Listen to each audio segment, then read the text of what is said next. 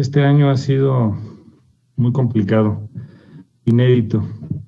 Jamás nuestra generación había tenido 4 crisis simultáneas. 1, la salud y la educación. 2, la economía, el empleo y el ingreso familiar. 3, la violencia y la inseguridad. Y 4, el problema de gobernanza que acompaña la corrupción y la impunidad. Estas interactúan, se hacen cada vez más complejas y están lejos de ser resueltas. Tuvimos que atender el trabajo legislativo de una manera distinta.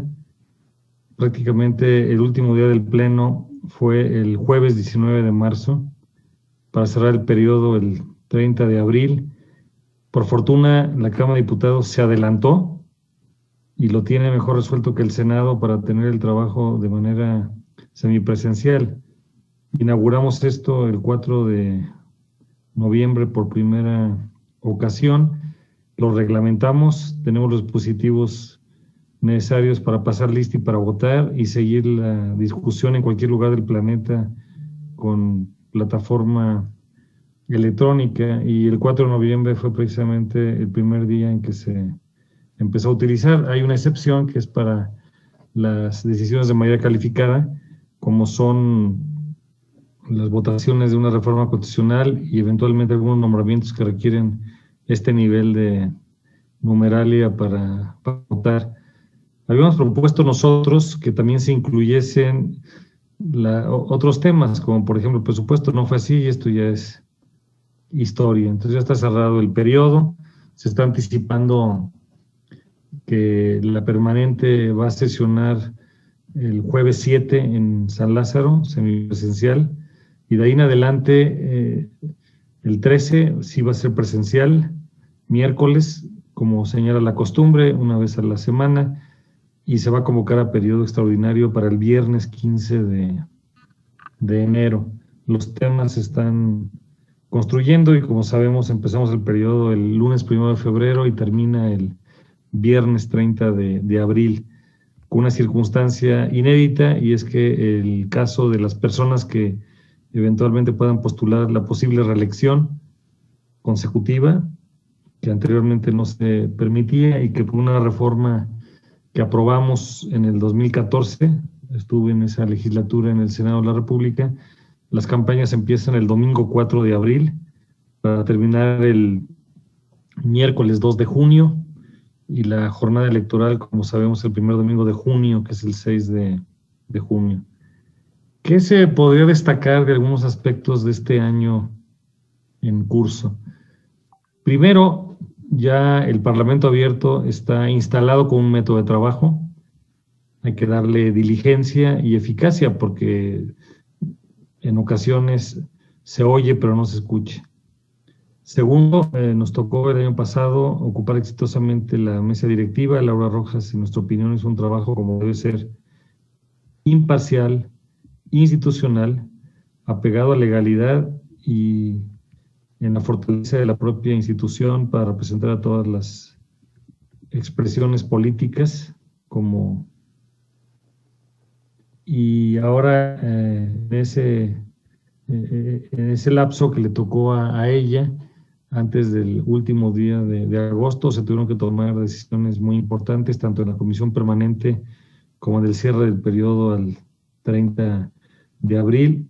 Cada quien tendrá su juicio de valor. En nuestra opinión, Laura hizo un trabajo impecable, como se espera de ella y como consideramos que lo está haciendo ahora Rosa María Sauri, y con el distintivo añadido de que es probablemente la primera ocasión en que 2 damas presiden de manera consecutiva la Cámara de Diputados, y en el periodo anterior teníamos ambas cámaras del Congreso de la Unión y la Secretaría de Gobernación.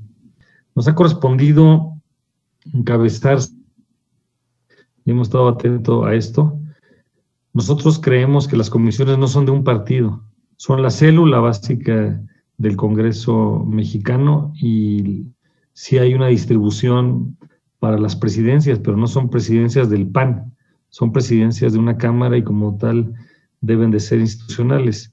Como recordatorio tenemos la Comisión de Hacienda con Patricia Terrazas, la de Economía Social con Luis Alberto Mendoza, la de reglamentos con Jorge Luis Preciado, la de federalismo y municipalismo con Ricardo Villarreal, la de comunicación, la de radio y televisión con Isabel Guerra, y la de comunicación y transporte con Víctor Pérez. Y recientemente el Pleno acaba de designar a Gloria Romero León como presidenta de la Comisión de Ética, una rotación anual. Entonces en este momento tenemos ya 7 comisiones que encabezamos. También ha sido un trabajo preponderante la atención en los grupos de amistad con todos los países con los que tenemos alguna relación diplomática.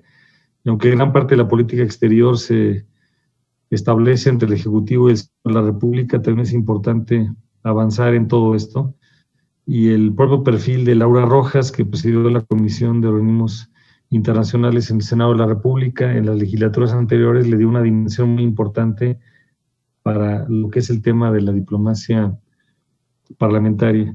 En este año se ha notado probablemente cada vez más el señalamiento estratégico de lo que nosotros le llamamos el G4 o el bloque de contención, en donde muchos de los temas, aunque siempre buscamos construir con todas las fuerzas políticas, lo que es PAN, PRI, PRD y MC hemos ido juntos en muchos de los temas, y esto nos ha dado una forma mejor para poder trabajar entre nosotros, hacia la Cámara y hacia los mexicanos.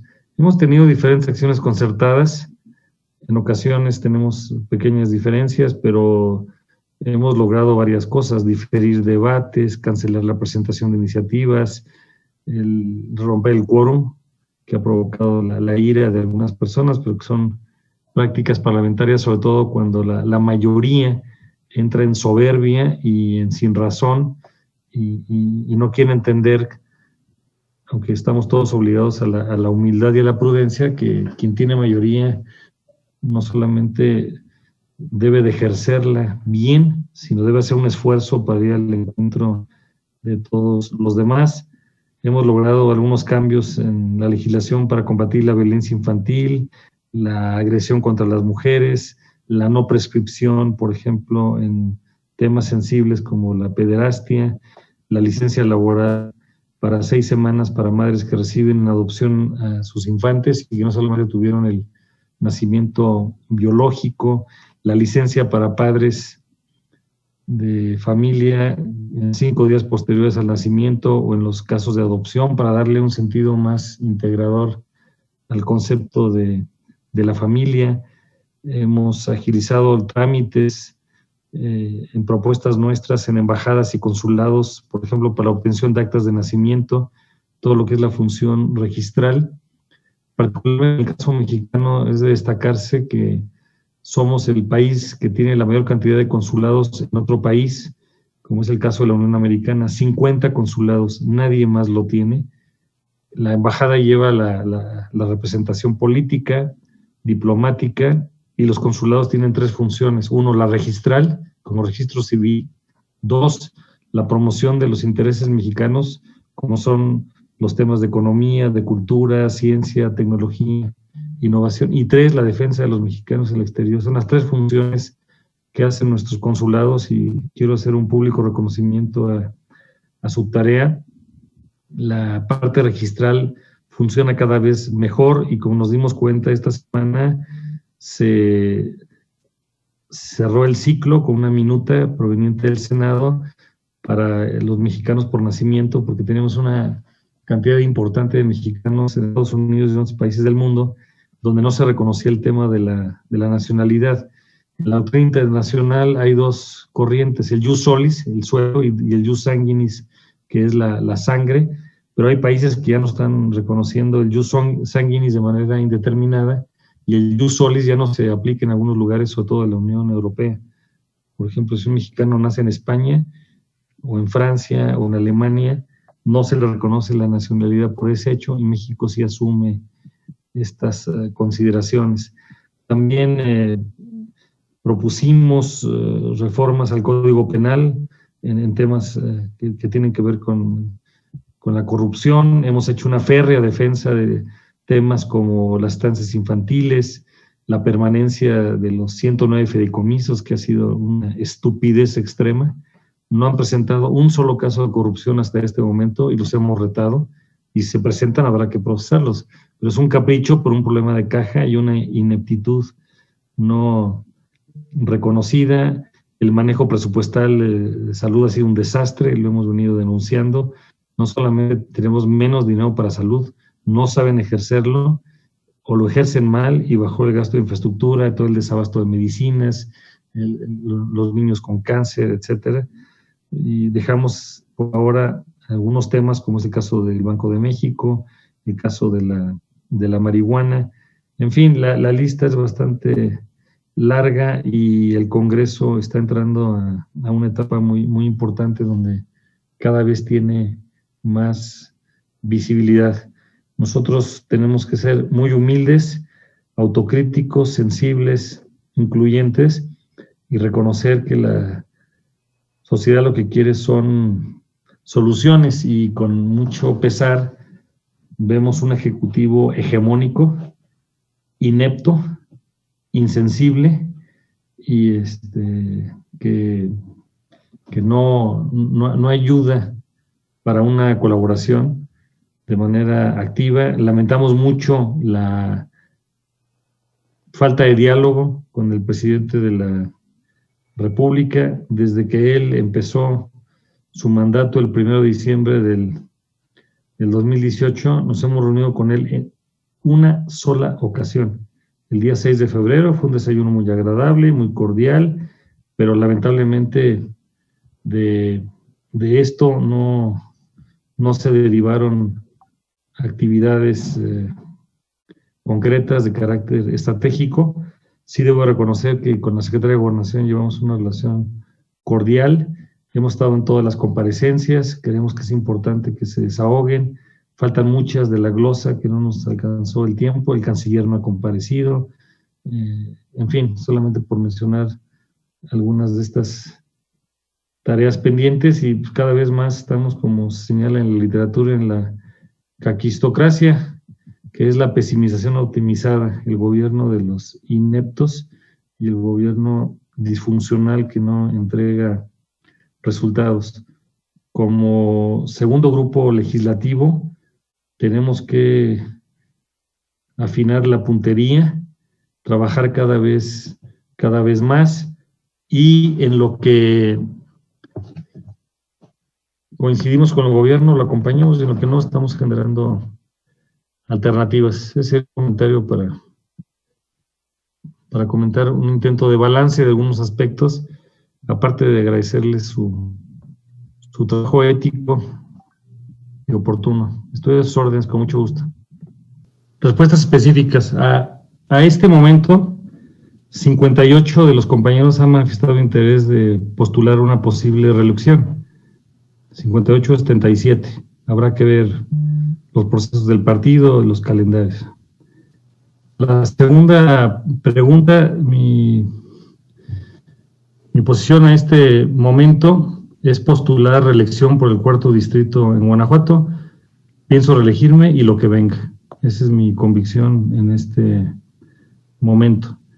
Tercera pregunta, de los que no están postulando posible reelección, no podría dar información exacta porque todavía los procesos están en curso. Hay que recordar que el marco legal establece que el martes 22 es el límite para registrar las alianzas en el ámbito federal. Entonces, en eso se ha trabajado. Hay reunión de la Comisión Permanente Nacional el lunes 21 para determinar lo que se refiere a la parte federal, y ya en la lógica de los calendarios locales se están trabajando en los procesos internos y que no necesariamente coinciden en las fechas. Voy a poner un ejemplo. En el caso de San Luis Potosí, la elección interna para candidatura a gobernador es el domingo 10 de enero. En el caso de Chihuahua es el domingo 24, y así van variando. Además hay mecanismos en donde algunos son por elecciones internas y otros son por mecanismos de designación. Entonces en eso todavía estaría por verse. y en este momento tenemos a 58 que han levantado la mano. Ahora ya habrá que ver 3 variables. 1, el distrito por el que llegaron. 2, si postulan, porque en el criterio de línea no se puede cambiar de distrito. 2, el tema de si es por distrito o es por la vía de lista. Y 3, si podrían ir en una combinación. Eso todavía es muy prematuro. No estoy yo en el tema directamente involucrado. Por supuesto que he platicado con casi todos, pero así están los números en este momento. En este momento, más de la mitad. Y varios, en más de una, ya han tenido por segunda ocasión. Pero por respeto a las personas, debo de guardar la información confidencial. Sí ha sido devastador y más de la mitad se han contagiado. En el caso de quien habla, he corrido con mucha suerte. Llevo 21 pruebas de COVID y he esquivado 21 veces los balazos hasta este momento, por fortuna. La confesión de parte, relevo de pruebas, lo van a bajar los estados, porque el gobierno federal ha sido inepto. No solamente ha faltado a los protocolos de la Organización Mundial de la Salud, y eso no lo decimos nosotros, lo dice cualquier evaluación internacional. 1, no hacen pruebas. 2, decisiones tardías en cuanto a medidas de cubrebocas, empezando por el presidente de la República, y la lista es inmensa. El gobierno nacional olvida que la salud es una atribución concurrente, no exclusiva del gobierno federal.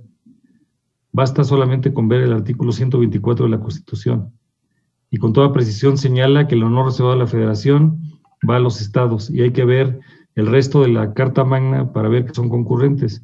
Y lo sé, fui gobernador, y mi jefe no era el secretario de Salud.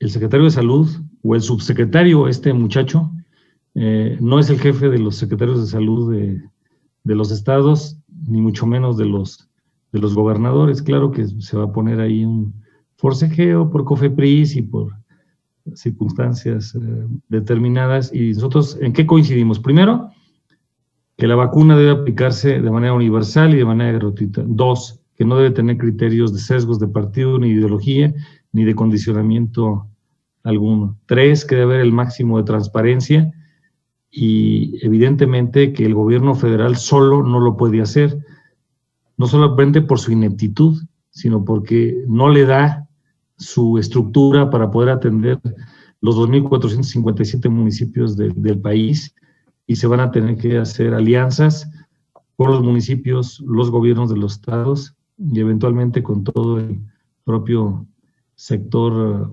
salud. Esto es lo que esperemos que se atienda en la pandemia. Hoy lo que la sociedad quiere son resultados, no quiere descalificaciones, y nos quiere ver trabajando para resolver los problemas. Al ciudadano no le inquieta si es municipio, estado, federación, ejecutivo, legislativo, judicial, un partido político u otro. Lo que quiere son resultados. Y eso obliga a todos nosotros a humildad, prudencia, sensibilidad, inclusión y un amplio sentido de colaboración.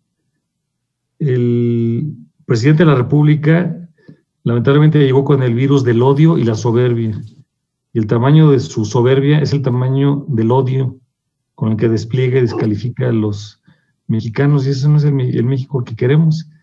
Y vive en el pasado, cuando lo que debe estar haciendo es contribuir con todos para generar esperanza.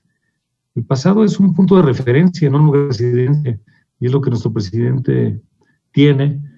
Y pues prueba de ello es, diría, a ver, ¿cuántas reuniones ha tenido con legisladores, coordinadores? Una, el 6 de febrero. ¿Cuántas reuniones ha tenido con gobernadores para dialogar? 0. Dialogar. Para ir a encuentros formales y que él diga lo que quiera y los gobernadores lo que traen, pero para un diálogo, 0. ¿Se ha reunido con alcaldes? 0. ¿Se ha reunido con los sectores académicos del país? 0. Y la lista continúa. Necesitamos que la unidad se fortalezca, y eso nos obliga a todos a hacer la contribución necesaria, y creo que aprovechando el cierre del año y la humildad que debemos de aprender de este enemigo invisible que es la pandemia, deberíamos de pensar de que estamos al menos del mismo lado y coincidir en todo lo que sea posible. Eso sería en el tema de la unidad. En lo personal tengo una admiración y una gratitud inmensa a la familia Calderón. He trabajado con ellos en otras etapas de la vida y les tengo una gran admiración y respeto. Ya la solución específica, y sé, porque lo ha comentado el presidente nacional del partido, de los posibles acuerdos con la organización que ellos representan, será el partido el que haga los anuncios correspondientes. Por supuesto que nosotros estamos abiertos en lo personal y tengo la representación de los legisladores y puedo decir que en un conjunto amplio tenemos actitud de ser incluyentes. Habrá que ver la agenda y los términos de la participación. De las reformas que hemos tenido, probablemente donde logramos el mayor consenso es el tema de la Guardia Nacional, porque tenemos el interés de que esto se pueda resolver, entendiendo que la Guardia Nacional no es la solución al tema de la seguridad, es un ingrediente solamente. Los países del mundo que han resuelto la seguridad han hecho 3 cosas que nosotros no estamos haciendo. Primero, un enfoque integral, de que la seguridad se construye, no se combate, y pasa por educación, salud, empleo, la atención al medio ambiente, la convivencia, agua, energía, todo. Segundo, la mejor coordinación de todo el aparato público, municipio, estado, federación, ejecutivo, legislativo, judicial, normas, congreso, fiscalías, poderes judiciales, policías. Y tercero, la participación ciudadana. Ningún país del mundo ha resuelto si no tiene estos ingredientes. Y aquí nos faltan los 3. No hay una visión integral, no hay un proyecto, no hay coordinación interinstitucional, interorden de gobierno, etcétera, interpoderes. Y tercero, ha habido una poca participación ciudadana. Probablemente esa es la más grande de las reformas que hemos podido construir. En un primer momento recordaremos que se mandó una minuta a la Cámara de Senadores, por fortuna corrigieron y nosotros asumimos, y además se hizo la proclamación de la reforma constitucional con la votación de todas las legislaturas locales, por unanimidad, y la palabra unanimidad viene una sola alma, una sola ánima, una sola voluntad, y hasta ahí fue un momento muy, muy importante. Hay otras pues que lamentablemente son ocurrencias para una agenda que no necesariamente nosotros compartimos y que vemos que pues de domingo a lunes vemos a ver con qué ocurrencia amanece el presidente. Este año, por ejemplo, el tema de los fideicomisos, ha habido otras reformas que iban muy bien orientadas, es el caso de la educativa, el 80% es propuesta nuestra, pero cuando entregaron el control de las plazas a la mafia del poder, de algunas estructuras sindicales, y se convirtieron en poder la mafia, esto se fue cayendo. O esta ocurrencia del Banco de México. O sea, un problema diagnosticado con olfato político, de un mal diagnóstico y un pésimo tratamiento, y que nos puso en una crisis institucional de violentación a un órgano autónomo, de problemas de carácter internacional, y que por fortuna se está reconduciendo. Y además quiero en esto hacer un público reconocimiento en su momento a Mario Delgado y ahora a Ignacio Mier. Nacho ha hecho un trabajo muy importante y se buscó una ruta como debe ser al tema del Banco de México, que si quieren con mucho gusto les doy una opinión. Yo soy diputado de un distrito migrante y conozco muy bien desde hace muchos años el tema de la migración, de la pésima iniciativa que se hizo para el caso del Banco de México. O hay otros temas que están pendientes y que son importantes. El tema de la regulación de la marihuana, que quedó pendiente. No es un dilema si se regula o no, hay un mandato de la Corte y hay que regularlo y hay que hacerlo bien, pero la minuta que nos mandaron no atendió a la instrucción de la Corte.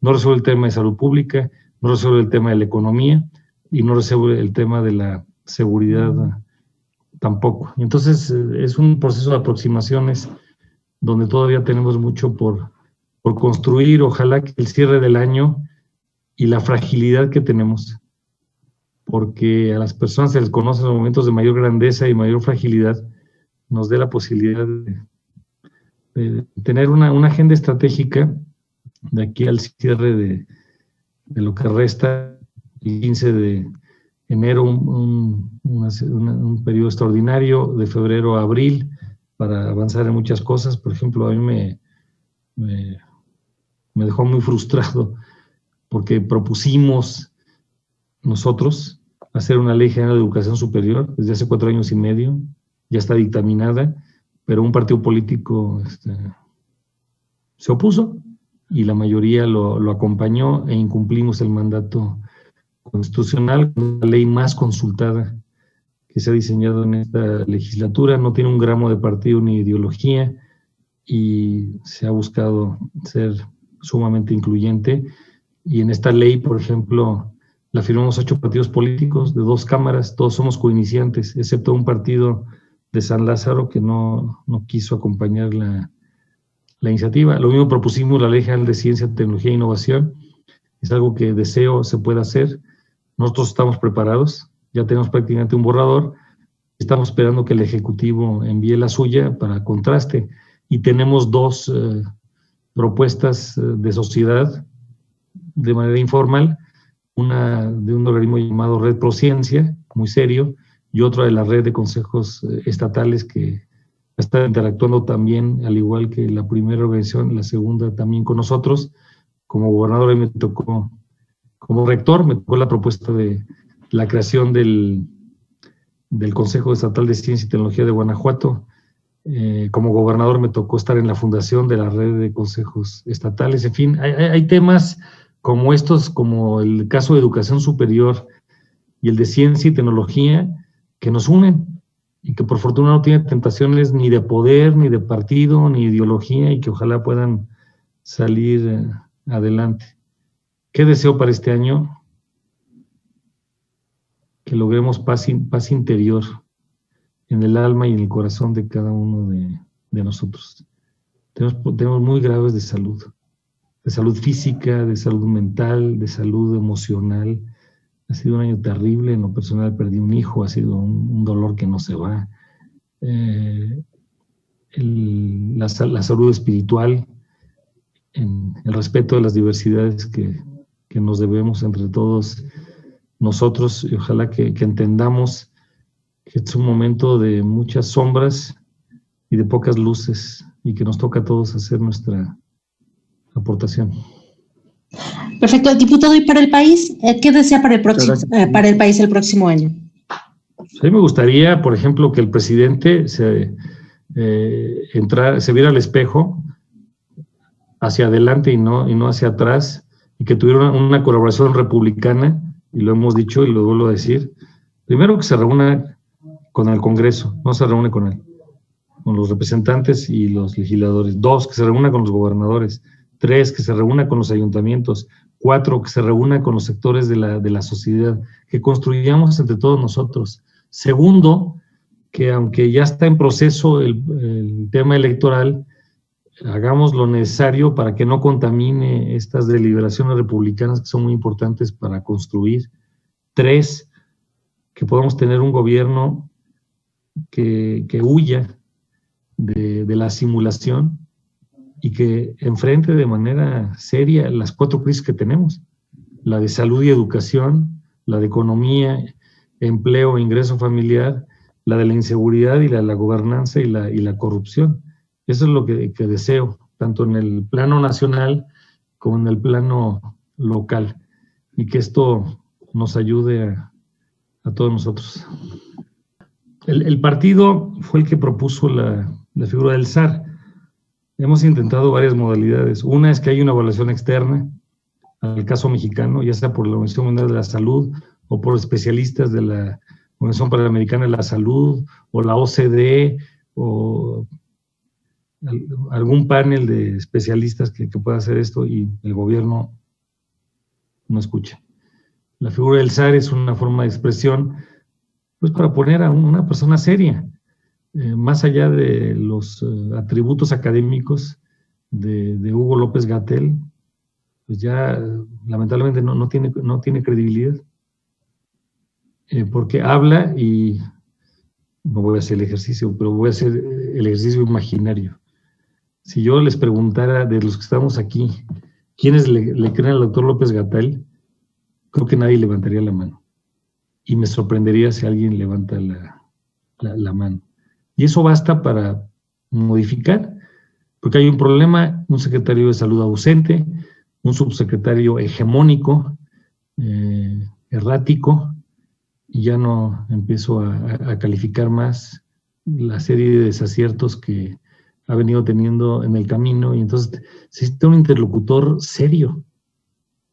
Los gobernadores, ¿con quién van a dialogar el tema de salud? El presidente no lo recibe. El secretario de salud está ausente.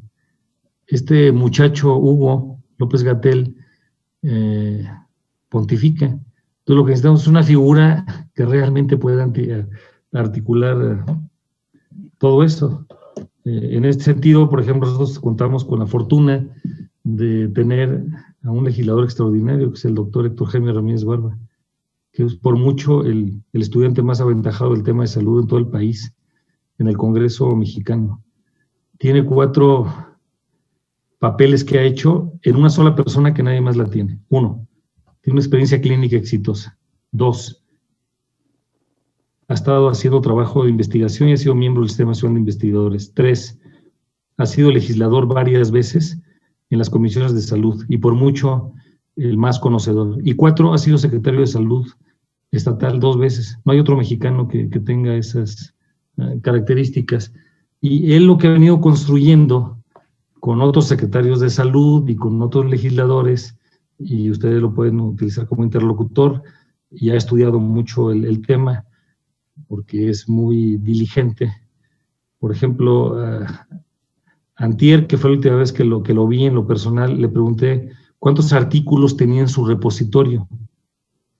Tiene más de 60,000 artículos de la literatura mundial, de lo que se ha venido publicando, y ese es el tipo de trabajo que tenemos que hacer. Y dirige una fundación que está asociada al partido nuestro, que es la Fundación Miguel Estrada Iturbide, que tiene 26 años, y todas las iniciativas legislativas, discursos, dictámenes, etcétera, las tenemos sistematizadas. Lo que queremos es que esa información sirva, que convoque una persona a los científicos, a los secretarios de salud estatales, a los exsecretarios, las mejores prácticas internacionales, para ver cómo se puede atender todo esto. Eso es lo que nosotros deseamos en el tema de salud. Por otro lado, pues lo que sí tememos es una descomposición, y las personas lo que no quieren es ya ver ese escenario, sino ver cómo podemos construir. Nuestro presidente lo invito a que lea la Constitución y la Ley General de Salud, y que se dé cuenta que es una facultad concurrente, no exclusiva. Es muy lamentable que el gobierno tache de politiquería el interés superior de la población para ser vacunada de manera veloz y eficiente. En cualquier lugar del mundo se busca colaboración, y aquí el gobierno, en el tema de salud, ha mostrado 6 velocidades: lento, más lento, parado, en reversa, dormido y muerto. Esas son las 6 velocidades que ha exhibido en el tema de salud. Todos los mexicanos queremos un plan de vacunación integral, transparente, que llegue a toda la población. Y para vacunar a cerca de 130 millones de personas, necesitamos un esfuerzo monumental, que evidentemente el gobierno federal solo no lograría atenderlo. Y si tuviera un gramo de humildad, tendría que reconocer su incapacidad y su incompetencia frente a los retos que tenemos en este momento. Ya los gobernadores, algunos de la Alianza Federalista, se pronunciaron el día de ayer. Creo que el presidente lo que debería estar buscando es cómo convocarnos a todos para resolver el asunto y no estar descalificando. Está prisionero en su soberbia y en su odio. Ojalá que reconsidere. Y además, esto lo puedo decir, los gobernados no son subordinados del presidente. Son subordinados de su población, que les otorgó un mandato. Ojalá que lo asuma como tal. La segunda pregunta es que comenté que 58 han levantado la mano que han mostrado interés. Eso no significa que todos lo vayan a hacer.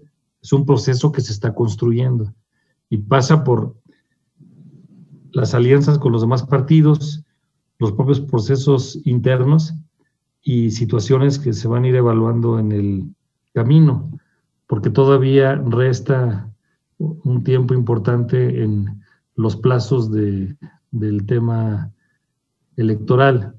Los registros para las candidaturas de conformidad con el calendario son del 22 al 29 de marzo. Entonces todavía quedan procesos internos y aspectos que se van a tener que atender de aquí a esa fecha. Y como ya hemos expresado, la campaña empieza el domingo 4 de abril, que coincide con el domingo de resurrección, y termina el 2 de junio. Entonces pues, habrá que ver cómo se viene dando todo esto. Hay muchos criterios, sobre todo en donde hay alianzas con otros partidos políticos y con la propia ciudadanía. En el caso de la embajada en Washington, lo que quiero expresar es lo siguiente. Tengo un respeto por la persona de Esteban Moctezuma, pero no me toque en este momento hacer un juicio de valor sobre su posible ratificación o no, porque no sabemos si va a llegar al Senado de la República o va a llegar a la Comisión Permanente. Y tengo que ser muy respetuoso del principio de colaboración republicana. Lo que sí queda de relieve es la ineptitud, primero. La costumbre internacional es obtener el beneplácito, el placet, antes de hacer la nominación pública. Faltó. Segundo, tenemos a un presidente de Estados Unidos que termina su mandato el 19 de enero. Entonces, ese placet, ¿quién lo va a otorgar? ¿El actual, el futuro, y cuándo y cómo lo van a hacer? En un momento en donde el lunes 14, el Colegio Electoral de Estados Unidos ya determinó en anuncios públicos, falta el anuncio formal, que es el 6 de enero, que lo canten en sesión de Congreso formal de ambas cámaras en el Capitolio. ¿Por qué en este momento hacerlo? Tercero, a reserva de escuchar, ojalá que haya una agenda de por medio. No hay una agenda bilateral en este momento. Y no solamente eso, no ha habido una sola visita de Estado. En mi generación nunca había ocurrido que a estas alturas de las presidencias, en los mandatos de nuestros primeros mandatarios, no hubiera una visita de Estado. No ha habido visita de Estado. Necesitamos ver la agenda. Y espero que la agenda incluya los temas: 1, migración; 2, economía; 3, medio ambiente; 4, infraestructura; 5, seguridad; 6, educación, ciencia, tecnología, cultura e innovación, entre otros. Y ojalá que esto se pueda ver como una oportunidad para una mejor colaboración, porque lamento tener que reconocer que nuestro presidente actual frente al presidente de Estados Unidos es débil. Ha sido débil.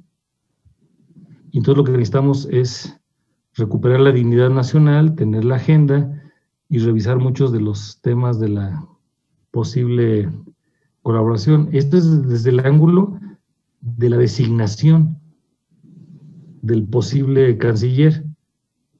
El otro es, ¿por qué relevar al secretario que está haciendo un gran esfuerzo en el peor momento de una pandemia, con las escuelas cerradas, 37 millones de alumnos que no están yendo a clase, 2.1 millones de maestros que no están yendo al edificio escolar, 266,000 escuelas cerradas? Si alguien llegase del exterior, diría, a ver, explíquenme, ¿cómo es posible que en un momento de transición en la relación estratégica más visible y de mayor consecuencia, como es con Estados Unidos, se hacen estas cosas sin el beneplácito? Si hubiese sido al revés, porque el nuevo presidente de los Estados Unidos podrá, seguramente en algún momento, revisará el nombramiento del embajador Christopher Landau, que a mí me parece que ha hecho una labor muy importante. Entiende la cultura de México, en fin, pero es un nombramiento del presidente. Cualquiera que tiene un poco de experiencia en lo internacional sabría que se busca el placer del beneplácito antes.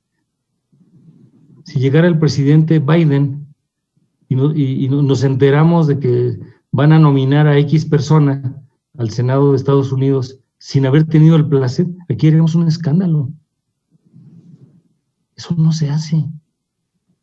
En la relación del socio estratégico más grande, la relación más próxima, la de mayor consecuencia en muchos temas de la vida, por eso es que creo que estamos en una caquistocracia, o sea, el gobierno de los ineptos, el gobierno de la disfuncionalidad, y eso no lo merece ningún funcionario. Quien quiera que llegue a relevar a nuestra embajadora en Washington, que además ha hecho un trabajo extraordinario y que es embajadora de carrera, también habría que preguntarse, lo digo en abstracto, no en concreto, ¿por qué se sugiere a alguien que no sea de carrera en un momento como este? Entonces, quien quiera que llegue a ser el embajador, pues es muy importante que tenga el beneplácito, que tenga una agenda, que tenga compromisos de Estado, que tenga la diplomacia parlamentaria de apoyo del Senado de la República, de la Cámara de Representantes y la Cámara de Diputados, y que todo esto fluya como lo merecemos. Ojalá que esto se haga dentro de la diplomacia y de la política correcta que nos debemos entre los países. Yo no entiendo por qué en el peor momento anuncian estos relevos. Hay un comunicado que emitimos 16 gobernadores de las primeras generaciones del PAN que establece cuál es nuestra posición como personas y en este caso como exgobernadores, y damos la argumentación de por qué estamos a favor de las alianzas. Primero, ¿cuál es el objetivo estratégico? Derrotar al populismo por la vía democrática. Segundo, se tiene que tener una agenda en común. Tercero, se tienen que tener buenos candidatos que pasen el filtro de la ética y el filtro de la aprobación, porque de lo contrario parecería que tenemos otro tipo de consideraciones. Y en adelante puede haber una serie de criterios diferentes, y tenemos muchos Méxicos en donde la fuerza política de cada partido es variable. Hay estados en donde las alianzas se harán en un espectro amplio y en otras donde no existirán. Nosotros sí creemos que es muy importante que se cuide, y ya veremos, a los documentos nos tendremos que remitir para que el día martes de la próxima semana, el 22 de diciembre, conozcamos los términos de las diversas alianzas que tenemos entre partidos. Pero sí se necesitan plataformas, candidatos y compromisos muy específicos que pasan por la ética. Que se hagan compromisos públicos de apertura y al cierre del Parlamento abierto para asumir, creo que por lo menos agendas mínimas de coincidencia, porque si se convierte en un diálogo entre sordos, pues evidentemente se va a desgastar el método. Ya hemos tenido varios casos en donde no ha funcionado, pero también debo de celebrar que hay otros en donde sí ha tenido éxito. Estamos abiertos a sugerencias específicas. Lo importante es que no sea una simulación, y en esto creo que es muy importante la búsqueda de conciliación y de intereses comunes. Muy bien. Pues ya no tenemos más preguntas. Muchas gracias, coordinador. Quisiera hacer un comentario para este momento. La gratitud del corazón. Y este año va a ser recordado por muchas cosas. El dolor personal, el dolor familiar, las incertidumbres, las sombras, las expectativas que se pudieron cumplir, lamentablemente muy pocas, por parte de la clase política, y sobre todo para que nos dé la oportunidad de reflexión del alma y corazón. Borges escribe para decir que la duda es uno de los signos de la inteligencia, y necesitamos potenciar todo esto, entender que la democracia y la pluralidad son una divisa, no un mal tolerado. Bueno, tenemos que aprender a escuchar a la sociedad, escucharnos entre grupos legislativos, estimular la colaboración de poderes, fortalecer aspectos muy importantes que hoy están en riesgo. Y quiero destacar sobre todo 3. Primero, Estado de Derecho. Cada vez tenemos mayor fragilidad en Estado de Derecho. Segundo, el fortalecimiento de las instituciones, todas, porque la cadena es tan fuerte como el eslabón más débil. Necesitamos respetar las autonomías, respetar las misiones de todas las instituciones, potenciar la colaboración entre poderes, ir al encuentro de los demás. Y tercero, entender que el actor estelar de la democracia no son los partidos ni son los gobiernos, es el ciudadano, es el que paga y es el que manda. El Estado de Derecho, fortaleza y colaboración de instituciones y un gran camino de democracia a través de la ciudadanía. En nombre de mis compañeras y mis compañeros, quiero agradecerles su esfuerzo, porque han estado al pendiente de nosotros. Sus dudas nos ayudan para perfeccionar nuestros argumentos y en ocasiones hasta cambiar de posición. Porque siempre que entra uno a estas discusiones, tiene que asumir una actitud de humildad, reconocer que podemos no estar informados, que siempre hay una persona que sabe más que nosotros y que eventualmente hasta podemos estar equivocados. Y cuando uno entra en esa apertura, y esa es la expresión de la Cámara de Diputados, es la máxima representación popular. Nosotros el reto que tenemos es que de los 300 distritos y el resto de compañeros que llegan por lista, son todos los trozos del ADN de un país que es nuestro, que es de todos, donde nadie tiene una mayoría terminante y que todos tenemos que acompañarnos y reconocer que tenemos que estar en búsqueda. Y esto nos tiene que obligar a ser mejores, a ser diferentes, a entender que la política se construye con ética, que se honran los acuerdos y sobre todo que se está en diálogo con la propia ciudadanía. Es un instrumento de diálogo con la ciudadanía a través de 2 valores fundamentales, la verdad y la libertad. ¿Cuánto vale la verdad en este país? ¿Cuánto vale la libertad? Detrás de esto, ¿cuánto valen los sueños de cada una de las personas? Quiero nuevamente dejar ese sentimiento de gratitud. Si en algún momento ofendimos, estuvimos al alcance, disculpas, porque hoy lo que tenemos que hacer es vernos al espejo, mirar hacia el futuro, construir un mejor mañana y no estar en el camino fácil del reproche o de la descalificación. Hay que tener crítica propositiva y comprometida.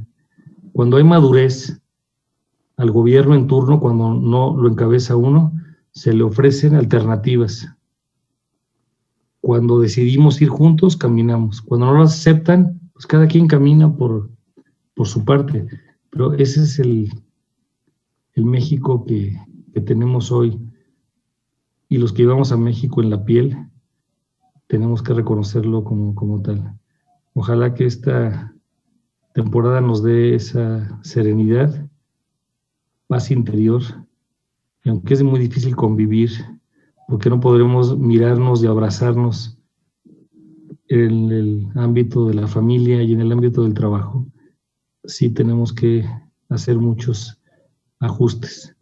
México es un gran país, historia, tradición, cultura, sueños, personas maravillosas, pero este año ha sido muy, muy, muy doloroso.